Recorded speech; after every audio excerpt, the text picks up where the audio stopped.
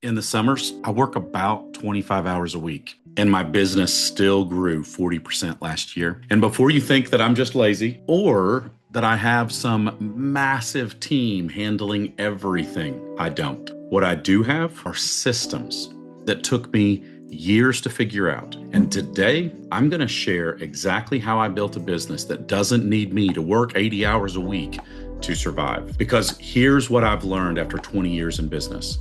The 80-hour work week is a trap that will kill your business, destroy your family, and burn you out before you ever get to enjoy the success that you've built. After 20 years in leadership and in entrepreneurial efforts and in building businesses and experiencing failure in businesses, I've had to learn this lesson the hard way. But so oftentimes, business owners think that the more hours they work, that's going to somehow equal growth. I mean, I dealt with that too. You know, when things are going bad, when they're not going as well as I'd like them to, work harder. That's always the mindset. Work harder. Just work harder. I need to work harder. Get less sleep, work harder. Take time away from my family, work harder. I need to work more. I need to work harder. This is a trap. It's an absolute trap.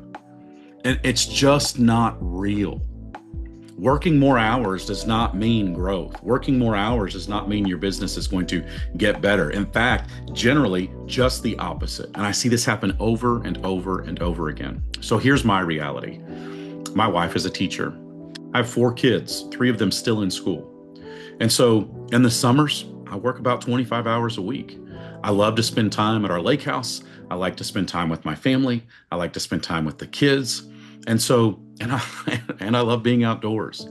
Well, so in order to do this, I have to pare my work week down so that I can invest my time in the people that matter most to me. And so in those summer months, I work about 25 hours a week.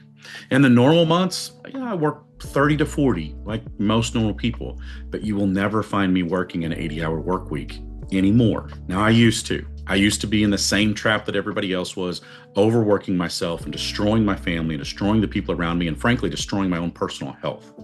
But I was able to get out of that because I recognized that I needed systems that could free my time. You know, one of the things that I've done to put this in place is on Fridays, I don't schedule meetings after 2 o'clock. In fact, my calendar is actually blocked off. Fridays, 2 o'clock, completely blocked off. I rarely take calls after 3 o'clock on a normal day, unless it's something that I really think is going to be critical or is incredibly time sensitive. But during the summer, this is even more important to me because my time outside of work is much more valuable than my time inside of work. So let me tell you about 3 of the systems that really freed my time up. The first one is this. It's a decision-making framework. You have to stop making every decision from scratch. It is not your responsibility to make every single decision. You don't have to try to figure everything out all by yourself. And you sure as heck don't have to try to do this without trying to see what others have done in the past. You know, there's so much value in coming alongside a group of peers, a group of people that have been through the same challenges or are going through the same challenges. Surround yourself with wise people, with smart people, with experienced people. You know, the best room you can be in is the room where you aren't the smartest person in the room. And that way you can learn from what others are doing and taking that time to understand that you don't have to make every single decision from scratch. You can get help, do some research, understand what's happening, understand best practices, find out what others have done so you can make a better decision more efficiently and more effectively. The second system that I was able to put in place was just simply a delegation protocol. There's this reality as a small business owner, you think that you have to be part of every single process, everything that's happening. You have to have your hands in. You know, every sales call, every prospecting meeting, every service conversation, everything that's happening. You have to have your hands in all of that. That could not be further from the truth. In fact, if you want to scale and grow, get out now, get out like as fast as possible. Figure out what really requires you and what doesn't. You know, you've got to look at ways that you can either replicate yourself or let's take the tasks you aren't really that great at. No one is great at everything.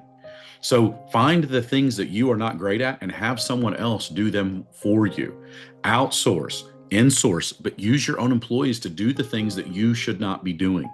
And all of a sudden, you as the bottleneck, and I can almost guarantee you, I've not met your business, and I can tell you, you are the bottleneck of your business. You are preventing the growth in your business. And so whenever you get out of the way and you start delegating and then trusting people to do things, don't micromanage the delegation. Say, I need you to handle this. This is now your task and your responsibility. And then let them go. Give them the autonomy and freedom to go do a job well done. And when you learn to delegate properly, you free up your time. You empower the team around you. Their job satisfaction skyrockets and your business begins to grow and scale. Now, the third system that I put in place that really freed my time is kind of an odd concept of calendar scarcity, because having less available time makes me more valuable. So not only from a sales and prospecting perspective, but here's this concept. If you've ever been on vacation, and while on vacation, you still worked a little bit, you got up in the morning, did a little bit, got on your laptop, checked your email, took care of a couple of projects. Isn't it shocking how much you can get done in just a couple of hours in the morning when everything's quiet and you're really focused? But if you had that same thing to do during the day, all of a sudden it would take you 5 or 6 hours to do. So there's some value in creating scarcity, even in your own calendar. Personally, when I go on vacation, I rarely set an out of office message, but I always get up, just do a little bit in the first couple of hours of the day. It's kind of my time. I get settled in, and it allows me to sort of stay up to date. I check our numbers. I check and see where everything is. Big on dashboards, and so I know I can kind of see what trajectory we're going. Anything that needs to be adjusted and fixed, I can take care of any crucial issues or time-sensitive issues, and then I can move on about my day, spending time with my friends and my family, the people that I love and care about. And so this calendar scarcity actually makes me more efficient with the time that I have. And the same thing happens when I work those 25-hour work weeks, is I can get all the things that I need to get done when I'm really focused on it in 3 or 4 hours, compared to being ineffective and unproductive in a 7 or 8 hour workday. And so this calendar scarcity actually helps us be more efficient in everything that we're doing. Sounds counterproductive. It's really, really beneficial, because it allows you to really prioritize. And here's the part of prioritizing that's hard, is sometimes we have to say no. And as a business owner, it's hard to say no because we want to please people. But saying no to this task, saying no to that project, saying no to an hour-long conversation that we could have in 10 minutes, that's okay to do, because there's other things that are more important. And so the life lesson in so much of this is really just that your business can't grow if you are not growing, because burned out leaders build burned out businesses. I see it all the time. You have to take time for yourself. Strategic stillness, as we call it. And here's what I want you to understand. Rest is not lazy. It's strategic. At least if you're doing it the right way. It's not lazy, it's strategic. When you take that day and you say, tomorrow I'm going to sleep in a little bit. Tonight I'm going to go to bed early. Or I'm going to shut my phone off at 3 o'clock because I'm going to sit and watch a movie with my kids. Or I'm going to go out to dinner with my wife. That's not laziness. That's exactly the reason you built the business, was to have the ability and the opportunity to do just that.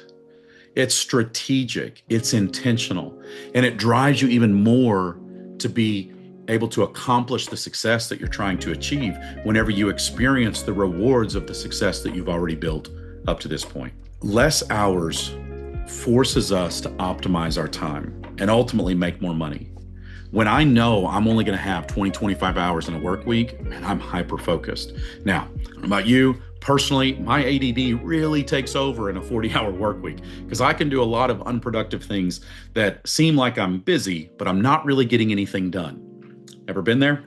So whenever we feel like we're busy, but we're not getting anything done, that's the time waste. That's the trap that we have to avoid. And so when I know I have less time because I'm going to spend time out on the lake with my family, I know I'm going to spend less time because I'm going to go coach football in the afternoon. I know I'm going to spend less time because I'm going to cuddle up on the couch with my daughter and watch a movie. When I know that's going to happen, it really forces me to optimize the time that I have available, because I know there are certain things that I still have to get done. I still have some non-negotiables in my day, but it allows me to say no to the things that are not the non-negotiables. It allows me to delegate the things that other people can do. And over the years, I've had the privilege of being able to walk other clients through this, help people understand the value in working fewer hours, understand how it's even possible to go from working 80 hours a week down to 60, down to 40, down to 30. And generally, the response is, after we've gone through these processes, I just did not believe it until I tried it. It is possible, and you can do it. But it takes some intentionality. It takes some focus. It takes some time. And it takes a decision to say, I don't have to be in control of everything, and I'm going to be more productive with the time that I have. So if you are working 70, 80, 90 hours a week, and your business still feels like it's stuck, the problem isn't that you're not working hard enough. The problem is that you're working on the wrong things. At Goodall Strategies, we specialize in helping business owners build systems that create time freedom without sacrificing profits. If you want to learn how we can help you work less and make more, book a free strategy session with our team. The link is in the description.